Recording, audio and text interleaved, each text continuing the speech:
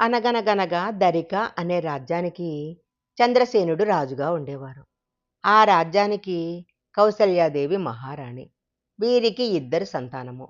యువరాజు కార్తికేయుడు, యువరాణి మహానిక. ఒకరోజు రాజుగారు తన కుమారుడైన కార్తికేయుడితో కలిసి వేటకు బయలుదేరాడు.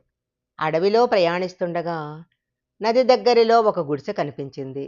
ఆ గుడిసె పక్కన ఒక ముసలివాడు దీనంగా కూర్చోవటం గమనించాడు. అది చూసి యువరాజు అతని దగ్గరికి వెళ్ళి, మీరు వయసులో చాలా పెద్దవారుగా కనపడుతున్నారు. ఎవరు? ఎందుకిలా దీనంగా కూర్చున్నారు అని అడిగాడు. అప్పుడు యువరాజు వారిని గమనించి, నా పేరు రామయ్య. నేను ప్రతిరోజు అడవిలో చెట్లు కొట్టి వారం వారం పట్టణంలో కట్టెలమ్మి ఇల్లు నడిపించాను. ఈరోజు కట్టెలు కొడుతుండగా దాహం వేసి నదీ తీరానికి మంచినీళ్లు తాగటానికి వచ్చాను. ఇంతలో నా కట్టెల మోపు ఎవరో ఎత్తుకెళ్లారు.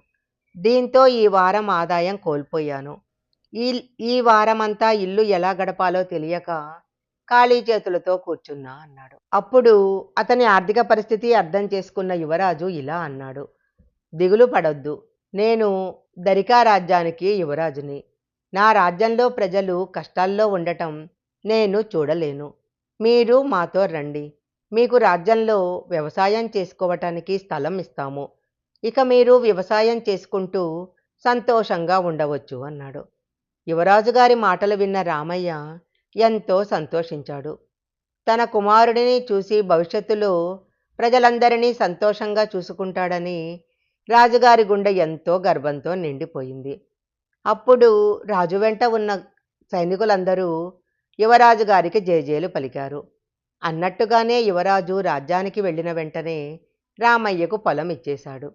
దీంతో రామయ్య కుటుంబం మొత్తము రాజ్యంలో సంతోషంగా ఉండసాగారు.